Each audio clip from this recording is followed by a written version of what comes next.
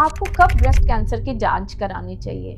हमारी गाइडलाइंस कहती हैं कि यदि आप 40 से ऊपर हो और आपको कोई भी सिम्टम नहीं हो, तब भी आपको ब्रेस्ट कैंसर की जांच करानी चाहिए, जिसमें हम यूजुअली मैमोग्राम, जो एक एक्सरे होता है ब्रेस्ट का, उसके लिए हर महिला को कहते हैं, जो साल में एक बारी या 2 साल में एक बारी होना चाहिए। और खुद से भी अपने ब्रेस्ट की जांच करनी चाहिए, जिसको हम सेल्फ ब्रेस्ट एग्जामिनेशन बोलते हैं।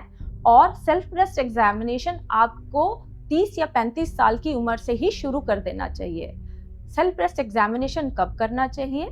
हर महीने, यूजुअली पीरियड्स के 4 या 5 दिन के बाद, जब आपकी ब्रेस्ट में कोई दर्द नहीं है या कोई गांठ नहीं है, तब आपको सेल्फ ब्रेस्ट एग्जामिनेशन करना चाहिए।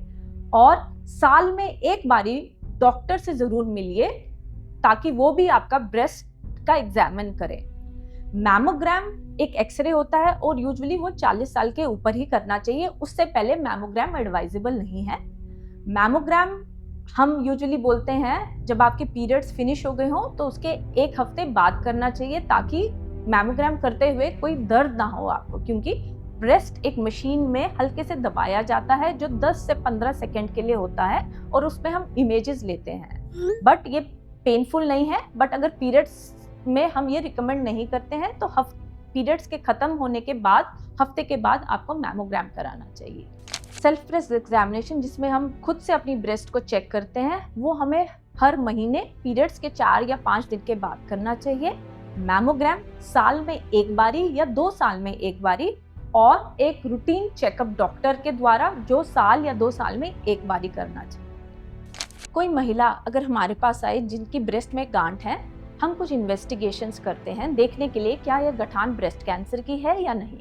उसमें हम एक क्लिनिकल एग्जामिनेशन करते हैं, और यदि उनकी उम्र 40 से ज़्यादा है, उसमें हम मैमोग्राम प्लस अल्ट्रासाउंड करते हैं। अगर हमें कोई गठान मिले जो हमें ठीक नहीं लग रही है अल्ट्रासाउंड और मैमोग्राम पे, उसकी हम एक बायोप्सी करते हैं, जिसको हम ट्रू कट बायोप्सी बोलते हैं, जिसमें गांठ से छोटा सा पीस निकाल के टेस्टिंग के लिए भेजते हैं।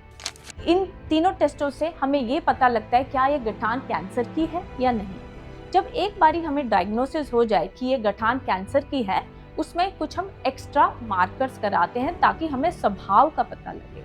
जब एक बारी हमें पता लग जाए कि ये कैंसर है और इसका स्वभाव क्या है, तब हम कुछ और इन्वेस्टिगेशंस कराते हैं देखने के लिए क्या ये गांठ ब्रेस्ट तक ही सीमित है या ब्रेस्ट के बाहर चली गई है। अगर ब्रेस्ट को चेक करने के लिए हम कभी कभी पेशेंट्स का MRI टेस्ट करते हैं, जिससे पता लगता है क्या ये एक ही गांठ है या एक के अलावा गांठें हैं। और पेशेंट्स में हम पेट स्कैन कराते हैं, जिससे पता लगता है कि क्या ये ब्रेस्ट तक ही सीमित है या ब्रेस्ट के बाहर चली गई है। इन्हीं के बेसिस पे हम डिसाइड करते हैं कि ट्रीटमेंट क्या होएगा पेशेंट्स। ट्रीटमेंट पार्ट में यूजुअली हम सर्जरी, कीमोथेरेपी, रेडिएशन, टैबलेट्स और इंजेक्शंस दिए जाते हैं। ये सारे ट्रीटमेंट, सब पेशेंट्स को ये सारे ट्रीटमेंट्स नहीं मिलते, किसी को 2 या 3 का कॉम्बिनेशन मिलता है या किसी को 5 का कॉम्बिनेशन मिलता है। सर्जरी यूजुअली हम अर्ली ब्रेस्ट कैंसर में करते हैं, या अगर ट्यूमर का नेचर एग्रेसिव नहीं है तो उनमें सबसे पहले सर्जरी की जाती है। यदि ट्यूमर का नेचर एग्रेसिव है, जैसे ट्रिपल नेगेटिव ब्रेस्ट कैंसर या इन्फ्लेमेटरी ब्रेस्ट कैंसर या HER2 पॉजिटिव ब्रेस्ट कैंसर, इसमें यूजुअली हम कीमोथेरेपी पहले देना प्रेफर करते हैं, उसके बाद सर्जरी की जाती है। रेडिएशन हम तभी देते हैं या यदि हम ब्रेस्ट बचाने वाली सर्जरी कर रहे हैं, या अगर आपकी बीमारी बगल तक फैली है, और यदि ट्यूमर का साइज बहुत बड़ा है, जैसे 5 सेंटीमीटर के ऊपर, इन कंडीशंस में रेडियोथेरेपी दी जाती है।